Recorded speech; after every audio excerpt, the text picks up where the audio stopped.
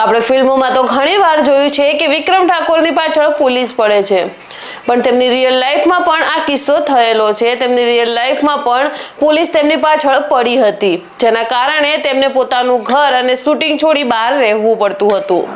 આપણે આની વિશે થોડું વધારે તો જાણીશું, પણ તેની પહેલા એ જાણી લઈએ કે તેમની લાઈફસ્ટાઈલ કેવી છે અને તેમની પહેલી ફિલ્મ કઈ હતી। તો આમ તો ઓલમોસ્ટ બધા જ લોકો જાણતા હશે કે તેમની પહેલી ફિલ્મ 2006માં આવી હતી, જેનું નામ હતું એકવાર પિયુને મળવા આવજે। આમ તો ગુજરાતી મૂવી લોકો જોતા હતા, પણ એટલો ક્રેઝ ન હતો, પણ જ્યારે 2006માં આ વિક્રમ ઠાકોરની મૂવી રિલીઝ થઈ તો 50 વીક એટલે કે એમ કહી દઈએ કે 1 વર્ષ સુધી ચાલી હતી તો પણ ચાલે। અને ત્યારે થિયેટરમાં લોકોને પોતાની તરફ વિક્રમ ઠાકોરે ખેંચી લાવ્યા, અને આ કોઈ નાની મોટી વસ્તુ ન કહેવાય। ત્યારબાદ તેમની દરેક ફિલ્મ હિટ ગઈ છે, અને એક એવી ફિલ્મની વાત કરીએ કે જેને કમાણી ઓછી કરી, એટલે કે તે ફિલ્મ થોડી ઓછી ટ્રેન્ડ કરી, તેનું નામ છે શક્તિ ધ પાવર। અને આ ફિલ્મ મગધીરા ફિલ્મ પરથી ઇન્સ્પાયર થઈ બનાવવામાં આવી હતી, પણ આને કોઈ વધારે ખાસ ભાગ ન ભજવ્યો। તો હવે વાત કરીએ તે કિસ્સા વિશે જેના કારણે તેમને પોતાની ફિલ્મ પણ છોડીને જવું પડતું હતું।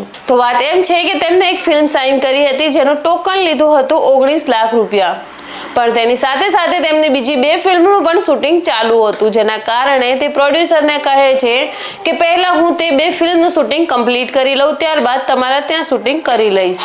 પણ જે પ્રોડ્યુસર હોય છે તે ગુસ્સા થઈ અને કહેવા લાગે છે કે ના, પહેલા શૂટિંગ તમારે અહીંયા કરવું પડશે। ત્યારબાદ વિક્રમ ઠાકોર કહે છે કે ના, આવું તો નહીં બને, પહેલા શૂટિંગ ત્યાંનું કમ્પ્લીટ થશે।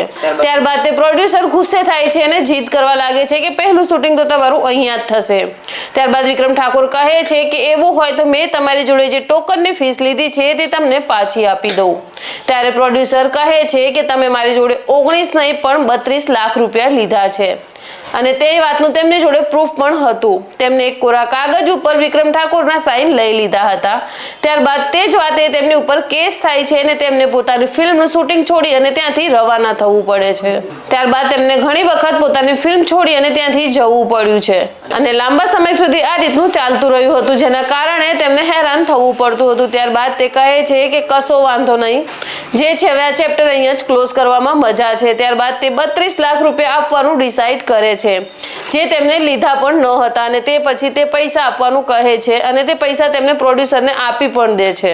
ત્યારબાદ પ્રોડ્યુસર કહે છે કે હું તમને આ બધા જ પૈસા તમારા પાછા આપી દઈશ જો તમે મારી જોડે કામ કરો અને મારી ફિલ્મ શૂટ કરી આપો તો। ત્યારબાદ વિક્રમ ઠાકોર જવાબ આપતા કહે છે કે ના, હવે હું તમારી જોડે કામ નહીં કરું। તો આ હતી છેતરપિંડીવાળી ઘટના, જેનો ખુલાસો તેમને એક પોડકાસ્ટમાં કર્યો હતો, અને તેમની લાઈફ ખૂબ જ સ્ટ્રગલવાળી અને મહેનતવાળી રહી છે, જેના કારણે આજે તે સક્સેસફુલી અને ખૂબ જ સારું જીવન જીવી રહ્યા છે। વેલ, તમારી વિક્રમ ઠાકોરની ફેવરેટ મૂવી કઈ છે તે કમેન્ટ બોક્સમાં જરૂરથી બતાવજો, અને મળીશું ખૂબ જ જલ્દી એક નવા વિડીયો સાથે।